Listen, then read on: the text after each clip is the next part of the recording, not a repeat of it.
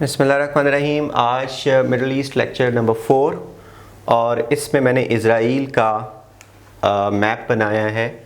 ये जो एरिया है ये इज़राइल और पैलेस्टाइन दोनों हैं।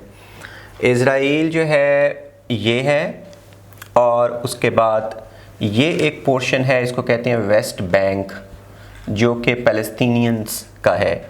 और ये एक गज़ा की पट्टी है या गज़ा की स्ट्रिप है, इसको हम क्या बोलेंगे, गज़ा स्ट्रिप। और ये मेडिटरेनियन सी के पास है, ये है Mediterranean Sea, this is Mediterranean Sea. और ये इज़राइल के साथ उर्दन है जिसको जॉर्डन बोलते हैं। और जॉर्डन का नाम कैसे आया है? जॉर्डन का नाम आया है जॉर्डन रिवर से, जो एक ही रिवर है इस मिडल ईस्ट में जो इरिगेट करता है मुख्तलिफ एरियाज़ को। ये माउंटेंस हैं, इनको कहते हैं गोलान की माउंटेंस। और ये गोलान की जो माउंटेंस हैं, ये गोलान हाइट्स जो हैं, ये सीरिया में है। ये सीरिया है और सीरिया के साथ लेबनन जो है वो सीरिया का किसी ज़माने में पार्ट था, लेकिन फ्रेंच जब यहाँ पे कॉलोनियल रूल करके गए तो उन्होंने लेबनन का एरिया, क्योंकि यहाँ पे क्रिश्चियंस जो मैरोनाइट क्रिश्चियंस हैं वो ज़्यादा तादाद में थे, तो उन्होंने इसको अलहदा करके एक नया मुल्क बना दिया। तो जॉर्डन का मुल्क कैसे बनाया? ये भी कॉलोनियल पावर्स ने बनाया। वो ये गोलान की हाइट्स जो हैं, इधर से एक रिवर निकलता है, इस रिवर को हम बोलते हैं जॉर्डन रिवर। इस रिवर को हम जॉर्डन रिवर बोलते हैं। तो इस जो जॉर्डन रिवर है उसकी और ये सब बहुत इम्पॉर्टेंट रिवर है। It originates from the Golan Heights and it drains into the Dead Sea. ये कौन सा सी है? This is Dead Sea, that is Dead Sea. तो इसमें जाता है and that irrigates not only the Palestinian part of West Bank but also Israel and some part of Jordan। जो Jordan river का ईस्टर्न पार्ट है यानी eastern bank है, that is Jordan। और जो वेस्टर्न बैंक है वो वेस्ट बैंक और या फिर ये इज़राइल है। तो the whole irrigation or whatever little irrigation is there in the Middle East, or the drinking needs are fulfilled by this only river in Jordan, Palestine and Israel। तो ये तो एक छोटी, हाँ अगर मैं देखूँ तो हम देखते हैं तो नीचे जो है इस साइड के ऊपर इज़राइल के साउथ में, साउथ वेस्ट में इजिप्ट है। दिस इज़ कॉल्ड इजिप्ट, ये इजिप्ट है। और ये जो गल्फ़ है, गल्फ़ से आगे इधर से एक कैनाल, ये सारी डिग करके एक कैनाल बनाई गई है और इसको बोलते हैं कौन सी canal? Suez canal. This is Suez Canal, जो कनेक्ट करती है नीचे से रेड सी को। This is Red Sea. और रेड सी दूसरी तरफ से ये इस गल्फ़ से किसके साथ लगता है? इज़राइल के साथ। तो इज़राइल जो है गल्फ़ सी में रेड सी में इस गल्फ़ से आ सकता है और इस गल्फ़ को कहते हैं गल्फ़ ऑफ अकबा। गल्फ़ ऑफ अकबा, इसको गल्फ़ ऑफ अकबा बोलते हैं। तो you could understand, I mean the most important part of this whole Middle East is this Jordan River।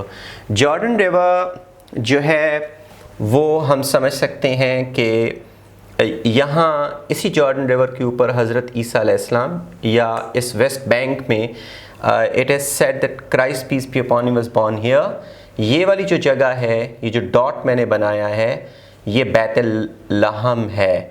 और ये नीचे जेरूसलम यानी ईस्ट जेरूसलम का पार्ट, जो अल-कुदस अल-शरीफ यानी मस्जिद अक्सा जहाँ पर मौजूद है। तो ये जो बैतुल लहम है, यहाँ पे कहा जाता है कि Christ peace be upon him was born, Jesus peace be upon him, हज़रत ईसा अलैहिस्सलाम पैदा हुए थे। और फिर यहाँ पर इस जॉर्डन रिवर में ही वाज बैप्टाइज्ड। बैप्टिज़म जो है ऑलमोस्ट कुछ दिनों के बाद, probably 6 days after the birth of a child, he was given bath. तो बाथ देने का मकसद होता है कि that child who was born with the original sin of Adam, क्योंकि हज़रत आदम अलैहिस्सलाम और हव्वा अलैहिस्सलाम बाइबल के मुताबिक उन्होंने गुनाह किया था तो जन्नत से उनको निकाला गया, तो वही गुनाह ओरिजिनल सिन है और every child is born with that original sin. अगर उसको बैप्टाइज यानी नहला दिया जाए इस सेक्रेड रिवर या इस सेक्रेड या फिर किसी भी पानी के साथ, तो फिर क्या होता है, ही इज़ बैप्टाइज्ड, वो ओरिजिनल सिन से पाक हो सकता है। तो Jesus Christ peace be upon him, it was said that he was baptized here in this Jordan river, or the water of this Jordan river was used to baptize him. And who baptized him? John the Baptist. Bible John the Baptist कहती है और कुरान मजीद उसको कहता है हज़रत ज़करिया अलैहिस्सलाम। जो मुसलमान हम कहते हैं ज़करिया अलैहिस्सलाम, Christians they called him John the Baptist, John the Baptist baptized Christ peace be upon him here. इसीलिए जॉर्डन रिवर ऐसे ही सेक्रेट रिवर है उनके लिए जैसे हमारे लिए आब ज़मज़म। वो भी पानी यहाँ पे जब पिलग्रिम करने के लिए आते हैं इस एरिया के अंदर बैतुल-लहम में, जिस जगह पे हज़रत ईसा अलैहिस्सलाम की पैदाइश हुई थी, वहाँ पे चर्च है जिसको कहते हैं चर्च ऑफ नेटिविटी। तो चर्च ऑफ नेटिविटी से वो जब वहाँ पे आते हैं हज करने के लिए तो इसका पानी भी अपने घरों में ले आती हैं और ढेर सारा उसमें दूसरा पानी मिला के तो पूरे इलाके को बांटते भी हैं और अपनी बॉटल्स में घर में भी क्रिश्चियंस रखते हैं और उससे फिर अपने बच्चों को जो पैदा होते हैं, पैदा होने के चंद दिनों के बाद फिर उनको बैप्टाइज करते हैं और उनको क्रिश्चियन करते हैं, यानी क्रिश्चियन नाम देते हैं। तो holiest place for the Christians that is located here बैतुल-लहम। फिर उसके बाद नीचे अगर बैतुल-लहम से कुछ किलोमीटर साउथ में आएँ तो यहाँ पर मौजूद है अल-कुदस अल-शरीफ, और अल-कुदस अल-शरीफ में क़िबला अव्वल है मुसलमानों का मस्जिद अक्सा, और मस्जिद अक्सा के पास ही एक छोटी सी हिल है जिसमें कहा जाता है कि ये सबसे मुक़द्दस जगह है ज्यूस के लिए। यहाँ पे किसी ज़माने में एक माउंट टेम्पल होता था, अब नहीं है। और ये जो ज़ाइन्स हैं जो यहाँ पर आए हैं इज़राइल में, उनका ख्याल है कि जब तक मस्जिद अक्सा नहीं गिराई जाएगी वो माउंट टेम्पल नहीं बना सकते। तो मस्जिद अक्सा की जगह पे गिराकर तो माउंट टेम्पल बनाना चाहते हैं, और बहुत बड़ा माउंट टेम्पल है। और उनके बारे में कहा जाता है कि हज़रत सुलेमान अलैहिस्सलाम ने इस माउंट टेम्पल को बनाया था जिनों की मदद से। तो उनका भी सेक्रेट मोस्ट प्लेस जो है यहाँ पर है, मुसलमानों की भी प्लेस यहाँ पर, और उसके साथ क्रिश्चियंस की प्लेस तो है। अब आपको समझ लग गई होगी कि वाई क्रूसेज स्टार्टेड। क्रूसेज जो हैं वो जो स्टार्ट हुए थे 11th सेंचुरी में और ऑलमोस्ट 13th और 14th सेंचुरी तक रहे थे। तो वो 200-300 साल तक क्रूसेस रहे थे इस जगह को छुड़वाने के लिए जो ये वाला है, और इस सारी जगह को वो बनाना चाहते थे किंगडम ऑफ जेरूसलम। इस सारी जगह पर को बनाना चाहते थे किंगडम ऑफ जेरूसलम, लेकिन क्रूसेस फेल हुए थे। मुसलमानों में सलाहुद्दीन अयूबी ने उनको शिकस्त दी थी। तो हम ये कह सकते हैं कि ये प्लेस जो है ख़ास तौर पर ये वाला एरिया जो है वेस्ट बैंक का, that is very sacred for the 3 religions of the book. अब हम आते हैं ऑनवर्ड 1948 में। आपको पिछले लेक्चर्स में बताया था 1948 में यहाँ पर इज़राइल का क़याम होता है। और इससे पहले हम बात करते हैं 1947 में। पॉइंट साथ साथ में आप लिख सकते हो। 1947 में UNO यूनाइटेड नेशंस ऑर्गेनाइजेशंस ने passed a resolution to establish 2 states. तो UN रेजोल्यूशन आई थी, UN resolution to split Palestine into 2 states. ये जो 2 स्टेट्स थी, एक ज्यूइश स्टेट, और ज्यूइश स्टेट को ऑलमोस्ट मिलेगा, ज्यूइश स्टेट को ऑलमोस्ट 55% एरिया मिलेगा, और दूसरी पैलेस्टीनियन स्टेट, और पैलेस्टीनियन स्टेट को मिलेगा कितना 45%। तो पैलेस्टीनियन स्टेट को 45% और ज्यूइश स्टेट को 55%। अब आप समझ सकते हैं कि वेस्ट बैंक इतना नहीं था, ये तकरीबन इतना बड़ा था। ये ऊपर से लेकर वेस्ट बैंक नीचे तक आता था और इसका एरिया अच्छा खासा था। ये आहिस्ता आहिस्ता इसराइल ने बहुत सारा एरिया जंगों के ज़रिए से उनसे छीन लिया, और अभी तो ऑलमोस्ट वेस्ट बैंक के ऊपर कब्जा कर लिया था 1967 में उसने, और गज़ा के ऊपर भी। और गज़ा का ये वाला जो इलाका है ये तकरीबन यहाँ से होते हुए ये नीचे तक आता था, ये अच्छा खासा एरिया था। तो 45% और 55% जो है वो ये रेशो के साथ यूएनओ ने रेजोल्यूशन पास की थी 1947 ने। लेकिन अरब्स ने, जो अरब की कंट्री से साथ में, they did not accept this resolution because Jews were usurpers. They had come from Europe and from the other world to Palestine, and then this suddenly claimed this land as their own country or their own state. लेकिन अभी तक यहाँ पे Britain थे। Britain जो है उसकी occupation थी यहाँ पर, इस एरिया में जॉर्डन में, इन दो एरियाज़ में ब्रिटेन की जो है वो ऑक्यूपेशन थी। ऊपर वाले जो दो एरियाज़ है सीरिया, लिबिया, लेबनान, इसके ऊपर फ्रेंच ऑक्यूपाई करते थे। 1948 में जो कि यूएनओ ने ही कहा था, तो 1948 में ख़ास तौर पे 14 मई को, जब 14 मई 1948, 14 May 1948 when Israel came into being, that was the very day when Britain announced that he was leaving, or he was withdrawing this region. So with that announcement of withdrawal from this region, David Ben Gurion जो कि उनका पहला president था, पहला president था, और उसके साथ प्राइम मिनिस्टर थे लेवी एशकोल, जो मैंने आपको पहले बात बताई थी। तो डेविड बेन गोरियन ने ऐलान किया, और ऐलान ये था कि in the land of Israel the Jewish people came into existence. Radio Israel से जब ऐलान हुआ तो उसके साथ ही 1948 में वॉर स्टार्ट हो गई इज़राइल और बाकी अरब कंट्रीज थी। ये जो बाकी in the surrounding Jordan, Syria और इधर से इजिप्ट और जो बाकी जो अरब कंट्रीज़ हैं, they sent there आर्मीज and they had a clash with Israel. और हैरान कुन हद तक ये जंग रही कुछ अरसे तक, लेकिन अरब्स जो हैं वो इल इक्विप्ड थे, इनके पास अच्छी टेक्नोलॉजी नहीं थी। इज़राइल को सपोर्ट कर रहे थे अमेरिका, ब्रिटेन और कॉलोनियल पावर्स, उनके पास बड़ी ज़बरदस्त वॉर मशीनरी थी। इज़राइल बहुत छोटा होने के बावजूद भी सारी जो अरब स्टेट्स हैं उनको नॉक डाउन कर दिया 1948। तो जो 14 मई 1948 है, इसको नकबा के नाम से भी याद करते हैं। इसको नकबा के नाम से Palestinians, they remember this day as Nakba. Nakba means catastrophe, tabahi, barbadi. Because when the war erupted in this region, millions of Palestinians, they migrated to different neighboring countries. Some went to Jordan, then Syria, then Lebanon, and then Egypt. So according to one estimate, they were in millions, और उनका number, और उसके बाद जो एक war हुई थी 1967 में, उनका नंबर मिला के तो कोई तकरीबन 6 million refugees they had gone out of their land, and they are still waiting to come back to their land, but Israel, America and the world powers would never allow them to come back. तो इसको नकबा बोलते हैं। और हिजरत की थी बहुत सारे पैलेस्टीनियन जो अरब्स यहाँ पे रह रहे थे, उन्होंने अपनी नेबरिंग कंट्रीज़ में 1948 14 मई को जब नकबा हुआ था। अब हम आगे की तरफ आते हैं 1948 से आगे की तरफ। 1948 के बाद जो नेक्स्ट वॉर अरब्स की और इज़राइल की हुई वो है 1967 की।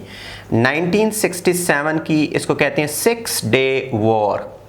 इसको क्या बोलते हैं? 6 डे वॉर। लेकिन इस 6 डे वॉर से पहले कुछ सिचुएशन मैं आपको क्लियर करता जाऊं, और वो है स्वीज़ कैनाल क्राइसिस। ये इस 1967 की वॉर से पहले एक स्वीज़ कैनाल क्राइसिस हुआ था। स्वीज़ कैनाल क्राइसिस। स्वीज़ कैनाल क्राइसिस क्या है? इजिप्ट जो नीचे एक बहुत बड़ी अरब कंट्री है तो वैसे नॉर्थन अफ्रीका में, but this is also the part of east middle east. तो इजिप्ट में जमाल अब्दुल नासिर एक रेवोल्यूशन के ज़रिए से, colonel Jamal Abdul Nasir revolution के ज़रिए से इजिप्ट का प्रेसिडेंट बना। जो जमाल अब्दुल नासिर थे वो अरब नेशनलिज्म के ऊपर बिलीफ रखते थे, और उसके बाद वो एंटी इज़राइल, एंटी वेस्ट भी थे। उनके अज़ाइम सबको पता था। जब 1954 में उन्होंने उन्होंने टॉपल किया पिछली रिजीम को और फिर ख़ुद से आ गए, और उसके बाद 1956 में भी प्रेसिडेंट वो मुंतखब हुए, तो यूरोपियन कंट्रीज़ और अमेरिका और बाकी सारे लोग वो उसको पसंद नहीं करते थे, क्योंकि इज़राइल के ख़िलाफ़ वो बहुत फायरी किस्म के जज्बात रखते थे। तो इजिप्ट को समझा जाता था तमाम अरब वर्ल्ड का लीडर भी in their conflict against Israel, क्योंकि इजिप्ट के बाद बगैर वॉर नहीं हो सकती थी। तो स्वीज़ कैनाल क्राइसिस क्या है? ये है Suez Canal, this is called Suez Canal, और ये स्वीज़ कैनाल खोदी गई थी। एक खोदना कब स्टार्ट किया था? इजिप्ट में एक जो फ्रेंच कॉन्सुलर ऑफिसर थे, उनका नाम था फर्डिनेंड डी लेसेप। उनका नाम क्या था? मैं यहाँ पे लिख देता हूँ, फर्डिनेंड डी लेसेप। उन्होंने आइडिया दिया कि यहाँ पर स्वीज़ कैनाल खोली जाए इजिप्ट की गवर्नमेंट को। इजिप्ट के उस वक़्त का पाशा का नाम था सैद पाशा। तो उनको कहा कि यहाँ पे कैनाल खोदी जाए, उनसे कंसेशन ले ली, और उसके बाद एक इंटरनेशनल कंपनी उन्होंने फाउंड की जो कि कहलाती है स्वीज़ कैनाल कंपनी, और उन्होंने इसकी डिगिंग स्टार्ट की। डिगिंग स्टार्ट हुई 1859 में। इससे पहले कंसेशंस ले चुके थे 1850s के डेकेड में, लेकिन 1859 में डिगिंग स्टार्ट हुई, और 1869 10 साल तक इसकी खुदाई होती रही, और 1869 में फिर इसको खोल दिया गया। इधर से रेड सी और ऊपर से मेडिटेरेनियन सी का वाटर इसमें आ गया, और ये कैनाल कवर हो गई, और ये छोटा द शॉर्टेस्ट रूट बन गया फ्रॉम यूरोप टू एशिया। अगर आप मैप के ऊपर देखें तो यहाँ इसके ऊपर ये मेडिटेरेनियन सी है, मेडिटेरेनियन सी के ऊपर क्या है? एशिया, यूरोप है, और उसके बाद ये एक छोटा सा शॉर्टकट मार के आप रेड सी में जाते हो। रेड सी से जब आप निकलते हो, जिसको कहते हैं गल्फ़ ऑफ अदन, गल्फ़ ऑफ अदन से आप इंडियन ओशन में दाखिल हो जाते हैं, और वहाँ से पास ही इंडिया है। तो ये वो शॉर्टेस्ट रूट उनको मिल गया, जिसके लिए उनके बड़े कभी कोशिश करते रहे थे। कभी क्रिस्टोफर कोलंबस जो हैं वो जाकर वेस्ट इंडीज़ और अमेरिकाज़ की आइलैंड्स के ऊपर सर पटकता रहा, फिर उसके बाद अमेरिगो, फिर उसके बाद बहुत सारे लोग, इवन उससे पहले वास्को डे गामा एक लंबा चक्कर काट के पूरा अफ्रीका को सर्कम नेविगेट करके हिंदुस्तान पहुंचा, और कहा जी मैंने शॉर्टेस्ट रूट दरियाफ्त कर लिया है। तो इनके बड़े बड़े एक्सप्लोरर्स जो हैं वो सर फटकते रहे थे, लेकिन वो ये छोटा रूट नहीं मिला था। अब ये छोटा रूट मिल गया कम से कम 1869 में, लेकिन ये किसके पास था?